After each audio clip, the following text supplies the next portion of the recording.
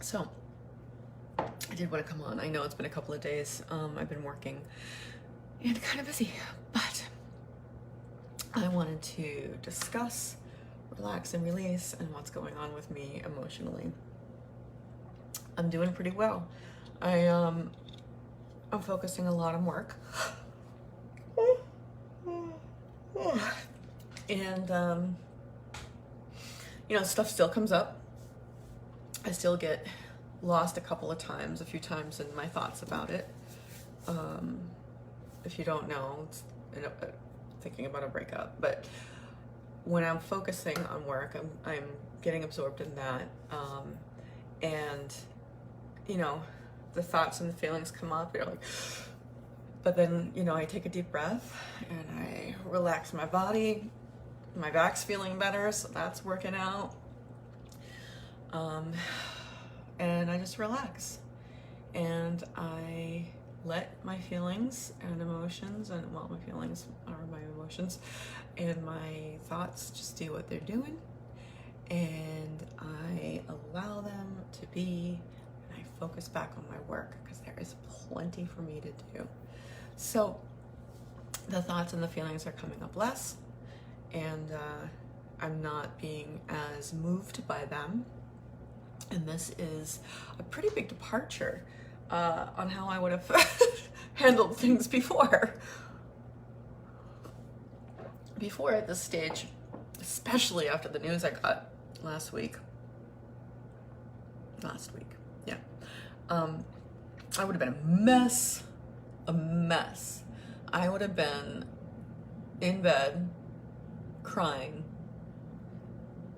having a really hard time getting up, being overwhelmed by life, and being terrified, because that was my reaction to breaking up and abandonment, because I got those abandonment issues, because that's not rare. Yeah, and the whole daddy issue stuff, those would be cropping up everywhere, but they're not as much, only if I let myself really think about it. But I don't let myself really think about it because there's no point in it, right? There's no point about thinking about it. There's no point in getting lost in it. I've learned a lot from that relationship. I learned a lot, and I'm continuing to learn like a lot from the end of it. And I'm becoming a stronger person. I don't want to say stronger because it's not that I wasn't strong before. I was less aware, and I allowed myself to go places and do things, and to feel things and think things that I didn't realize I had a choice about thinking and feeling. And that was terrifying. It was awful. It was terrifying. I was frightened most of the time. And granted, my anxiety issues aren't completely under control yet. Gotta yawn. I stayed up late last night working, and then I got up, and I'm just not. I gotta figure out the sleep thing. The sleep thing is not at its best point. My sleep is not living its best life right now. But yeah, I am. Yeah, so before it would have been lots of anxiety and lots of fear, and I know they're similar, but I feel like anxiety or fear are two different things. And the thing about that is that it's really stressful when you're doing that to yourself. You know what I mean? Like now I'm allowing myself to feel the feels. I'm allowing myself to think the thoughts, and just observing them, seeing that they're there. And I think I've kind of understood what Michael Singer means by leaning away. But at the very least, I'm creating space in my heart. I'm relaxing my body, and I'm focusing elsewhere. and just allowing things to do what they do. Because if you don't allow them to do what they do, that's pushing them away. That's suppression, right? That doesn't work. It just adds more stress. And that's what I guess I'm pointing out, is that had this happened like a year, 2 years ago, yeah, or even a year ago, honestly, I don't know that I was evolved enough to hear that news without freaking out if it were a year ago. But anyway, the point is, yeah, I wouldn't have been. Nope, take that back.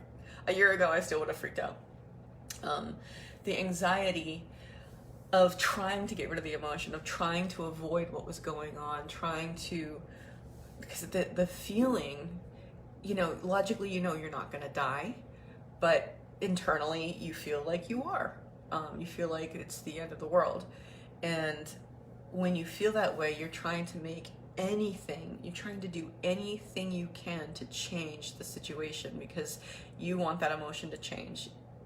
That emotion is just too much. It's too uncomfortable, and you don't know that there's something you can do about it, right? There is something you can do about it, guys. There is. And that's what I'm doing, and that's what I'm trying to show you.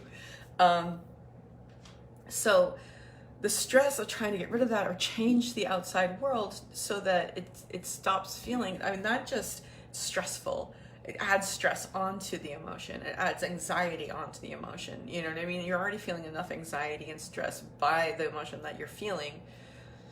But if you allow that emotion to be, you don't have that anxiety and that stress. And you don't feel desperate. I used to feel so desperate.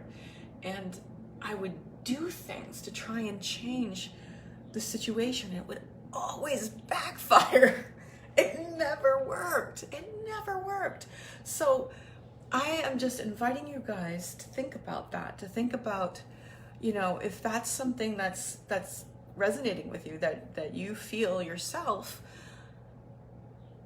think about the fact that you have a choice about how you handle it. You have a choice. You can choose to feel it, and it's scary. It's scary the first few times. It is scary. And even after you do it a bunch of times, it's still painful and uncomfortable. It's less scary, but it's painful and it's uncomfortable. And I want you guys to know that it's worth doing, because the amount of suffering, the amount of less suffering that you end up feeling is so much better than the amount of suffering you go through. Like, I would be going through this. I'm not happy about it. I don't like that it happened, but I'm much closer to accepting it. It's fine. It's not fine. I'm not happy about it, but I can live my life and I cannot be freaking out. So that's what I wanted to say today. That's what I wanted to impart. And yeah, if you have anything that you want to say about that, anything it resonates with you, you feel like maybe you could learn something from that, I hope you put it in the comments or whatever you're doing. So that's it. I'm so grateful for it. I really am so grateful for it. I have to do dishes now. I'm not grateful for the dishes. I don't like doing dishes. It makes me angry that there is a machine that will do them for you, but instead I lose hours of my life doing them because I don't have that machine. Don't like it. But that's a preference, right? So, as Thich Nhat Hanh says, and he just died recently, just like a few days ago, and it makes me so sad because I love him. But as Thich Nhat Hanh would say, I'm going to do the dishes to do the dishes, right? I'm not going to do the dishes to get them done. I'm going to do them to do them, and I'm going to be mindful of it. So I'm grateful for the dishes. I'm grateful for the challenge of the dishes. I'm grateful for the tools that I have, the fact that I'm more aware, and the fact that I'm not feeling the way I would have been feeling a year ago. Right? So I'm going to say to you that no matter what's going on with you, you can make different choices. And one of the things that you can choose is to, always choose. Let's go back. I want you to remember that you can always choose to have a grateful day.